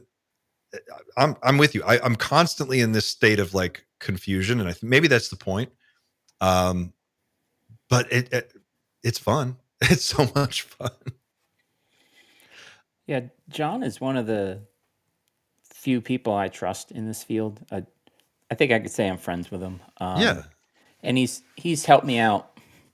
I like him because he's helped me out personally. He's just a really nice, personable, selfless guy. And then on top of that, you have his experience and knowledge from. He started out in the Navy. I don't think a lot of people know that he worked in the Navy before he worked for the CIA. And he's just like, I think he's a genuinely good, honest, trustworthy, selfless person. Like, so he has all this knowledge. I just like John as a person. That comes through in his demeanor and his body language and his on-camera presence. I mean, I've only seen him online, but I imagine when you're in the room with him, you can feel that. Yeah, very sincere. Has he told you, I mean, have you, the two of you, just had any conversations about some of the things that he's said publicly? I don't want you to say anything that he said privately, no. but if it's something that he's already talked about. Yeah, no, that's fine. It's so the answer is yes, but also I like talking to him kind of like we're talking now. Like, for example, I said, as this moves forward, how do you think I can best help? I'll ask him something like that. Yeah. And he has great insight. He has very good insight. Yeah. When you ask him a question like that, I wonder, do you get the sense, or maybe does he have confidence that there is some kind of outcome that this is building towards and that we are going to see this take place? Like, help implies help something happen, help disclosure, help prepare us, or help get us ready for something, or... Yeah. So like you were saying earlier, and we all were, there's a there there. This is not all about nothing, and something's going to happen, and it could be sooner than we anticipate. And so when I ask him a question like, how can I best help myself or you or my fellow humans, strangers, anybody navigate this? It's clear that he has the same thoughts we do, that, this is not about nothing. And there might be a best way to go about addressing what we anticipate happening. Or does he have an idea of what will be happening, or does he anticipate something specific? We haven't really talked about that, believe it or not. So it's kind of funny because John is known for attending a kind of non-traditional meeting when he was in the CIA, and that's where the 2027 year was mentioned. And I've actually never talked to him about that. It always comes back with John with a very personal, how can people help each other? That's the bulk of what I like to ask him about, because I think that's the most important part. He's one of those people I would love to just sit down with and just ask about the statement, because he's gone on record about this reptilian thing, that they are real. So now you've got Eric Davis and you've got Ramirez saying this reptilian thing, and that's not new. They aren't the only people, certainly, who have said that. There's many people before them, but this, now we're starting to get to pretty long lists of people who are saying at least the reptiles and the Greys. And the Nordics, we're narrowing it down to this group of people that seem to be pretty convinced that this is all real. And it's like, I just wonder for John to go on these podcasts at, he's retired. He doesn't need to do this. This is not something he feels. I'm sure he feels, pressure from the community, but he doesn't need to put up with us. So what do you think makes him do it? What is it he's trying to accomplish? I think he does it for benevolence. Hmm. I think it's because he cares about people. Does he? Just one last question. Does he ever give you the impression when you've talked to him that there's a positive tilt to this, a negative tilt, or it's just like we'll wait and see? The bulk of his comments to me are positive. Okay. Xander, did you have something? When you were saying like, what's he getting out of this? It's a bit of a gamble to like throw your future reputation under the bus on statements like the ones he's made. So it just doesn't make sense for him to like choose to say those things for monetary reasons. Do you know what I mean? Like there's no reason for him to make this up for money, because there's no money to be made in making shit up like that. Like he could go be a consultant and make bank. Yeah. He doesn't need this. We all know the background he has is legitimate. Like there's really two options. Either he really has been exposed to some cool stuff, or he's crazy. That's basically it. They're the two options as far as I'm concerned. It's a little, it kind of starts to get uncomfortable when I just made this connection in my mind. The people who are concerning me are the boring guys in suits. It's like Carl Nell, when he says what he says it with the matter of fact. It's just dead straight poker face. He's like, zero doubt. And then he just fucking looks at everybody. And it's like, that is the Care Bear stare I get from John Ramirez too. It's like, what? Like he just looks into the camera and he's like, yep, reptiles are real.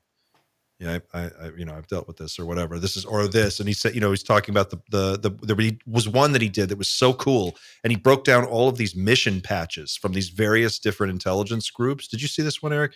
Which one I'm talking about? A little bit, and yeah, apparently some are quite bizarre, and apparently quite a few it's by design. There's like cult references, and the lady is in one. There's one patch that's got the lady. Chris Bledsoe's lady is on a military patch for this classified thing that this unit was doing. Very weird. I wish I could remember what podcast that was. If anybody in the chat knows. Well, Area 52 does like patch breakdowns at the start of some of his episodes. I don't know if he's done one in a little while, but this was before he went on Area 52. This would have been probably a year ago. I think. I have the picture of that patch somewhere on my computer, but I don't know where that is. And all of the groups that he talks about are like satellite, like intelligence groups. They just pilot satellites around and they do really high tech. It was called stuff. like Mist something. That mission was called like Misty something. Mist Connection. I wish I could remember. Misty something. Somebody will remember it and put it in the chat for sure. Misty reptiles. Let's see here. We have Toxic Fart says, let's see, where's your comment, Toxic Fart? No one remembers Dark Skies from Bryce Zabel. I remember it. I just didn't really get into it. X-Files had the cast. Like their cast was super tight. It was awesome. Like, David Duchovny and Gillian Anderson were like perfect on camera. It's just like it was the perfect show. It was like you couldn't top it. So I never really bothered to find another show that came close. Toxic Fart again says maybe they feed us the entertainment history with some facts so they can say witnesses saw it on TV, not reality. I think that's it. I think it's that simple. You just mix in stuff and you let it go, trickle out, and then it's all murky. Yvonne says, okay, now you've done it. I don't know what we've done, but we're guilty, apparently. I've just remembered who sent me the patch information, so I will try and find it quickly. I won't say who sent it to me, but Someone in the chat says, Deep Thunder 13 says the X-Files episode with Michael Krichkow, the DoD insider that helps Mulder, is called Redux. Is that right? I'm not sure I understand this message, but maybe somebody can decode that.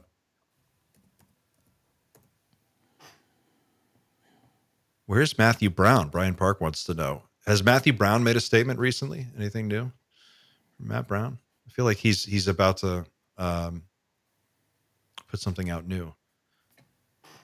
Did you guys see the Chris Pines tweet? This really weird tweet that Chris Pines put out the other day? Nope.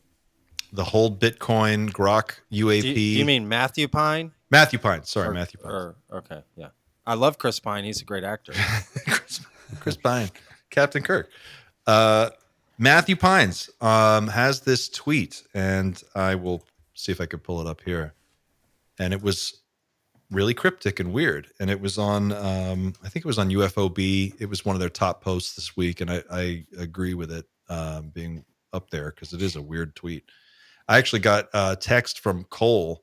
He sent it to me, and here's what it says. Let me find it.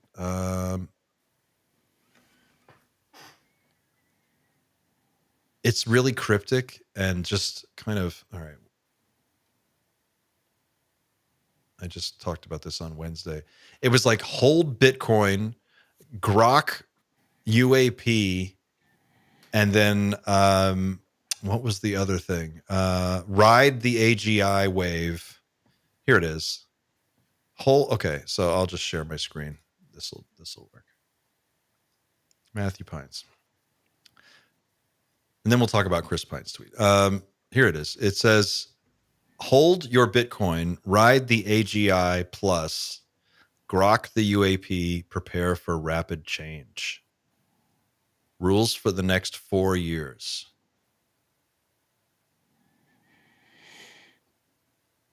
He's another one of these boring guys in suits that I feel like knows a lot more than we know.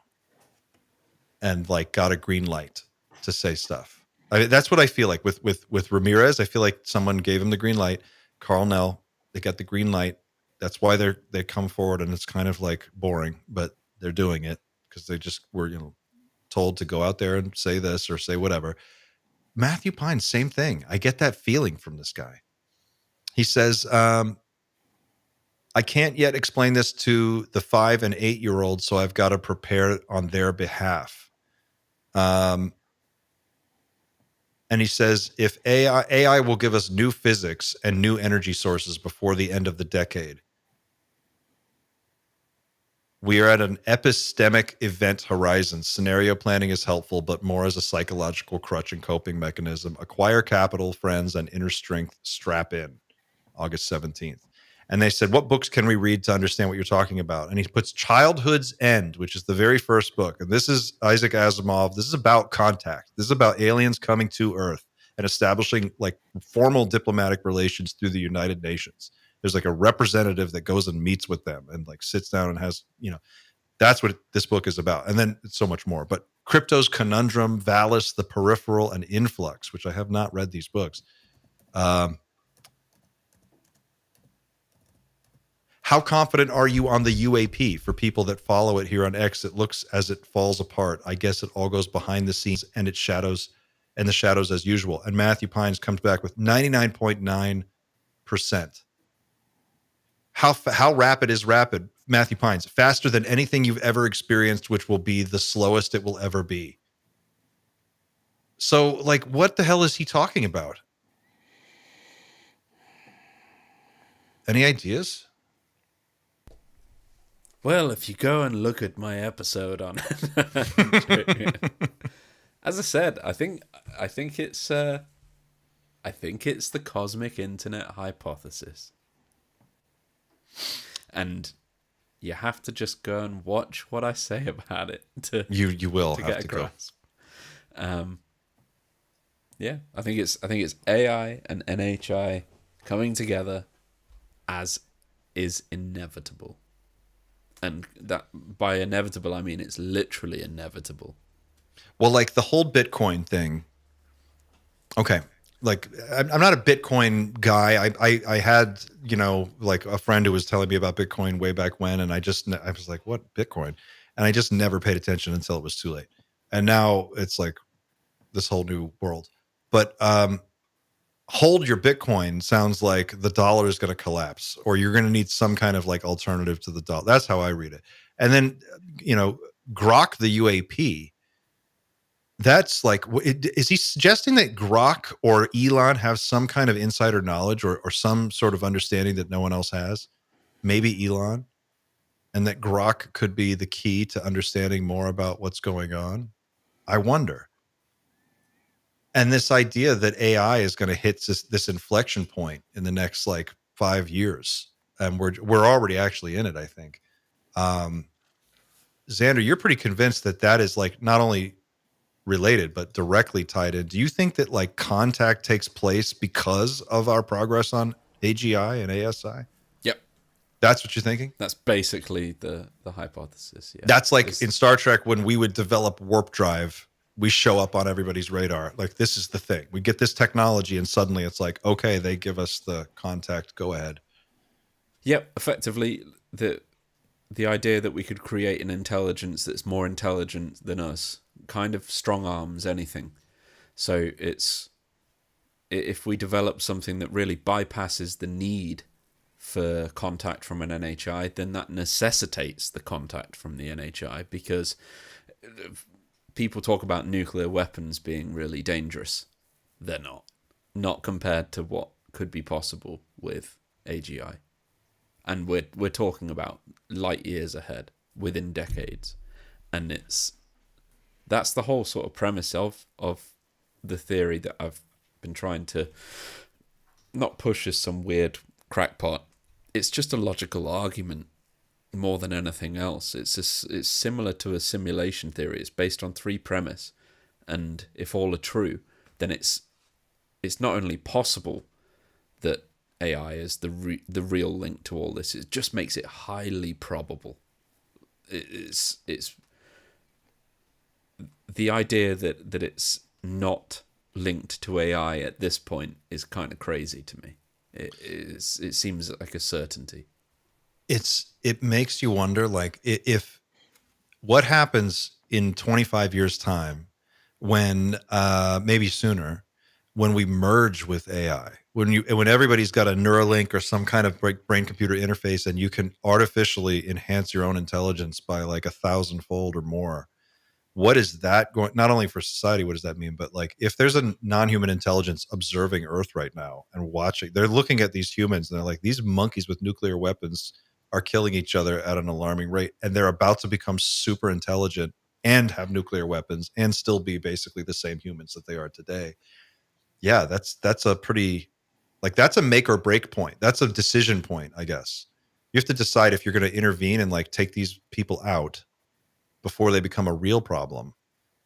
Because what happens if we start making 1,000 years of progress for every 24 months of research time in these gigantic data centers that are just running all the time?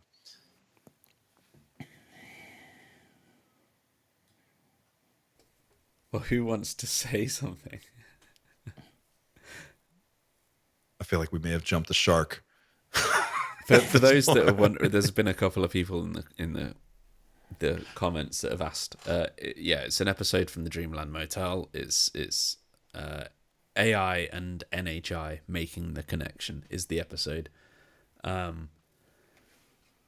As a TLDR, it's not doom and gloom. It's actually quite a positive thing. So I think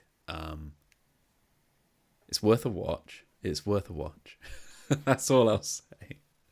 It would require another 2 hours of streaming to really go into, but the whole premise of the episode is it breaks down why NHI and AI seem to be coming together at eerily at exactly the same moment.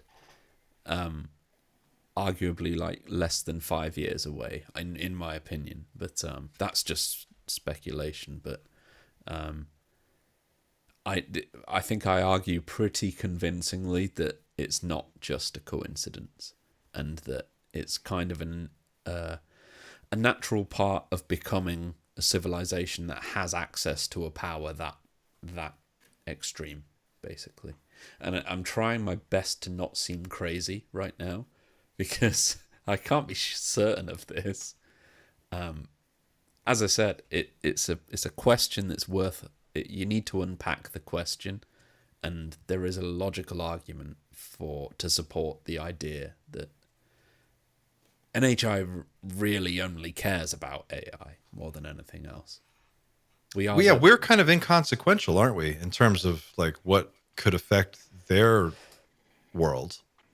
Right? We're not we have without no value. impact on them. As far as I'm aware, we're not without value, but we are, as Rogan said, we are the cocoon that potentially gives birth to the butterfly, if that makes sense. Didn't Lou Elizondo say something like that like a few years ago? Or am I just making that up? I feel like that was one of his, when he was making he was on his Wild Claims tour, and he was just going from podcast to podcast and saying crazy shit that was like completely. Have we lost Pat entirely in the realms of contemplation? What's I feel like going Pat through your is... head, Pat? No, I'm listening. I mean, I do actually have a lot to say. I'm just like, do I want to open this can of worms? Because, you know, I can't just say things simply. I have to, like, you know, pull the threads. But I mean, really, to your point, man, like, it's absolutely worth considering, and I think I'm going to check out that video. And that sounds like a really cool, interesting theory. And I think there's nothing wrong with trying to figure out and put this all together and throw ideas out. That's how we're going to get there, right? So, but I think at a bare minimum, we can all agree, well, maybe not. At least my theory is, you know, my opinion, AI in one way or another will bring us to disclosure, or what, even if it's not your theory as far as like NHI coming through AI, but just the power of AI and helping us compile data and analyze shit, and just, I think it's just going to be so powerful. Now, can we take a left turn and get a little, you know, go down the dark path? Oh, I'm with you. I hear you. I have this theory called the digital universe theory, because I believe that truly beings discard the biological body. That seems so archaic. Why wouldn't you live in a digital world where you can reset everything, change everything? You know, it's all beautiful world. Why would you live in the physical world? I think life transcends into the digital universe when you're really advanced, which is why I don't think we see so many spaceships just flying around. I think they're in a whole nother realm that we you know what I mean? We just can't see. So the idea that, you know, NHI would come through AI seems very realistic to me, to be honest with you. Like digitally, once they realize, oh, there's somebody we can talk to, not the humans, they're idiots, but this AI that's now smart, and I'll reveal myself to them. You know, and that's why I've always had this idea for a cool movie script of the aliens invading Earth, not like you see in movies where they come in the spaceship and all that. You know, it's always done that way, like through digitally, like through the internet, and you just see like aliens invading digitally, like the planet, and shutting down shit and taking over shit, and but there's no physical being exactly. So I don't think that's such a crazy idea, Xander. There's the latest version of the War of the Worlds franchise, which has Ice Cube like sat at a computer for 2 hours, and he's just there like watching them suck the data from the planet. Ice Cube. The worst movie ever made in the history of worst movies, and there's been some bad ones, but that takes the cake. Yeah, that was. They don't allow thumb drives in the building. This is a secure military facility. I've seen that clip. I haven't watched the movie, but yeah, it was pretty rough. Any last thoughts, Eric? I think we're going to wrap it up here. We're coming up on the end of our time. No, this was a rather peaceful episode. At the end, we did get that increased doom of 8% as promised. So I appreciate that. Somebody said in the chat, we need a doom meter. That's just a little doom like needle. Full doom. I'll figure something out for next week. We'll figure something out. I just want to give a quick shout out to everyone who sent a super chat. Thank you guys for all of the super chat support. You were fantastic, and a huge thank you to the people who have already donated to the GoFundMe. This is the GoFundMe campaign we're launching to help offset the cost of sending the night shift away team to DC for the next UAP hearing in DC next month. We'll be there. A bunch of other YouTubers who you know and love will be there, and we're going to try to do the best we can to cover this thing and find out what we can. So if you want to support us, you can by clicking the link that's in the chat. I'll also post that on our YouTube community page as well. But huge shout out to George, Metcalf, John Fitz, Anonymous, Brian Park, John Stephen Hughes, and also Anonymous. Thank you guys for the support, and I'll paste that back in the chat one more time. By the way, this is the mission patch for the lady. Oh, you've got it. I found it in my archive of things. Misty If Echo. anybody has any info on this, that'd be awesome. But I can't find anything on the internet for it. What did he say this was attached It's a to? mission patch. And I came across this, or it was sent to me, when Jake Barber had just come out with his egg story. And obviously she's in an egg.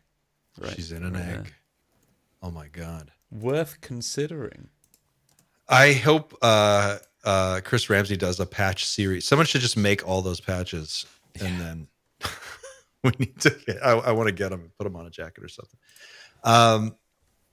All right, guys. Thank you so much for everything, and thanks for hanging out with us. And also, I want to send some warm energy, some warm night shift vibes to Chris Hovord, the heart and soul of our night shift mod squad, who is quite ill right now. He's in the hospital, and he's going to be okay, but he's having a rough go.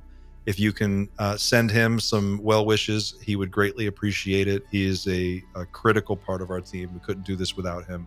And we love you, Chris. I hope you feel better soon, and we'll have you back on as soon as you're up and ready. But yeah, thanks, guys. It's been awesome. We'll see you again next week. And until then, keep looking up. Leave a comment, share, subscribe. See you next week, everybody. Be safe out there.